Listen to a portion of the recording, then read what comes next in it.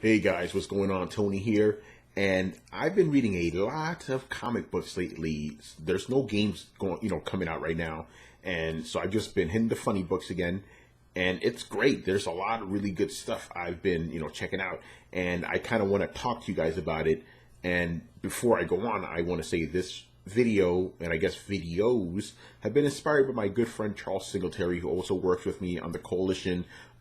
He does Comics Over Coffee, which I'm linking to right now, which is just him talking about the books he's checking out every week. And he does espresso shots, which are pretty fun, which is where he singles out a single book. But anyway, inspired by that, and also the Baby and the Beard guys, because they're doing videos too. I wanted to make my own little show here. I'm going to focus this on Secret Wars specifically. I'm reading a bunch of DC stuff too, but I want to focus this stuff on, the weekly Secret Wars books, the Battleworld stuff specifically. I know there's, the Last Days. I'm not really checking those out.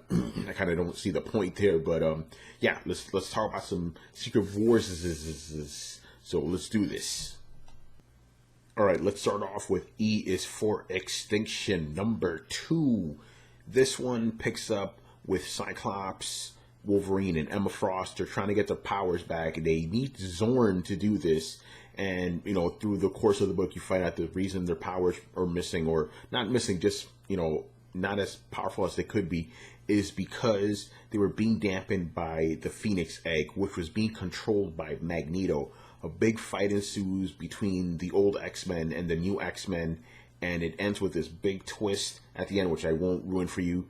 This book I like because it takes place after the whole Grant Morrison, Frank Quitely era of, new X-Men back in the early 2000s, and it has that weird Frank Quitely type of art style, which is really cool. Very good book. I like this one.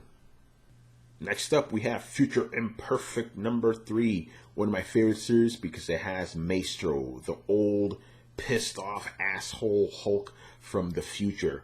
In this issue, there's a rebellion going on. Actually, there's been a rebellion going on for a while, but the rebellion is actually taking it to Maestro. It's, himself. They want to recapture their boss, the Thing, who's not Benjamin Grimm. He's actually General Ross, because Maestro had kidnapped him in the previous issue. So they're trying to get him back. A big fight ensues in the, capital city and within, Maestro's castle. And then a shock happens at the end. As always, I'm enjoying this series a lot. I'm actually really enjoying the art by Greg Land, who I normally don't like because I feel he kind of rips off too many other places, but he's doing his own original thing. And guess what? It's really good. Enjoying this book. Great stuff. All right, now we have Marvel Zombies number 2. It took a little while for this second issue to come out, which kind of hurt me because I really am enjoying this issue a lot. It takes place in the Deadlands, which is the area of Battleworld right under the Shield, where it's just a ton of zombies, like billions of zombies. And you have Elsa Moonstone, I believe, Bloodstone. Elsa Bloodstone, I butchered the name. Elsa Bloodstone, and she's traveling with this little bald-headed kid. And they're actually supposed to go north of the wall, obviously, that's where civilization is. But they can't because it seems every single zombie's up there trying to go in that direction. So they're heading south.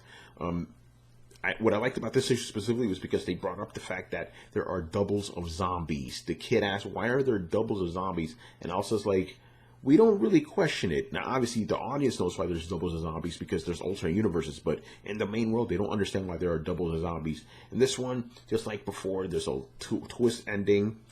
I will say this, though. Deadpool shows up, which is going to make this series very, very interesting. Another surprise hit from this series. I'm really enjoying it as well. Another returning book that I'm very happy about is Weirdworld number 2. What I like about Weirdworld is, I'm just going to be completely honest, the art. It is fucking awesome. It has this painted look about it.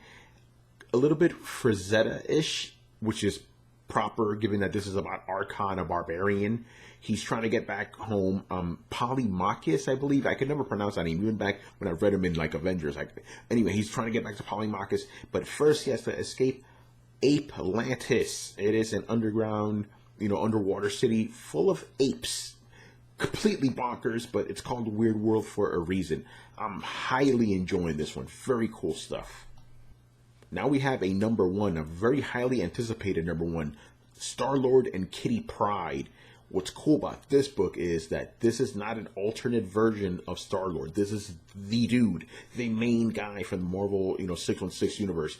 At the end of the last Secret Wars book, Stephen Strange, he blew all the, 616 heroes, to disparate parts of Battleworld, and he ended up in Manhattan.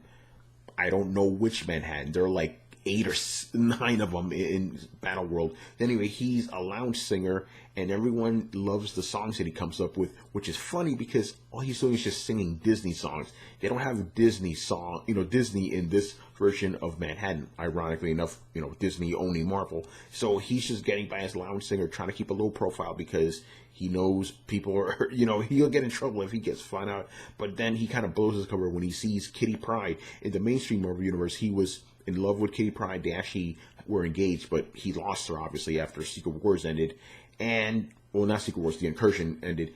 And he sees this woman who is Kitty Pryde, and he's like, oh, there she is, I gotta go to her. The problem is, this is not his Kitty Pryde. This is actually the Age of Apocalypse Kitty Pryde, and she seems to be an agent of Valeria Storm, Susan Richards' daughter. And, yeah, he tries to rekindle that, but obviously she's like, who is this guy? Another enjoyable book, and I really enjoy the art style. It, ironically enough, has a very Disney kind of lean to it. Really cool. And now we get to my favorite part, the book of the week. Could there be any doubt? Old Man Logan #3. I love this series because it takes place right after the original Old Man Logan. And with this issue specifically, it is starting to mimic the structure of that series. That series had Wolverine going across America and seeing all the different, cities within it. And now he seems to be doing that with Battleworld. I'm not going to tell you which regions he ends up in, but he is going to different regions of Battleworld and just being confused because he was always in his, sectioned off area. And now he's seeing all these other places, alternate versions of people that he saw die, and he's like, what's going on here? And he wants to meet with Doctor Doom, but he doesn't seem to be getting that, that option at the end of this issue. Really good stuff. My highlight of the week. I love the writing, and I really love the art as well. Fantastic, fun stuff. Check it out, please. Alright guys, so there you go. There's all the Secret Wars books that came out. This was an especially good week because of Old Man Logan, but I like Kitty Pryde. Weirdworld is back, which... No, Weirdworld's one of those ones which is weird. I wasn't expecting to get into it as much as I did, but I really like it. Kitty Pryde, I like them. E for Extinction.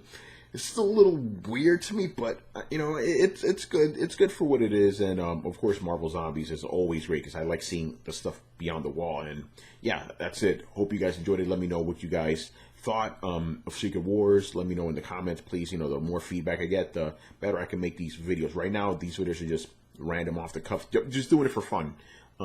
But hey, it could grow into something else. You never know. So let me know what you think in the comments below. I'll see you guys next time. Peace out.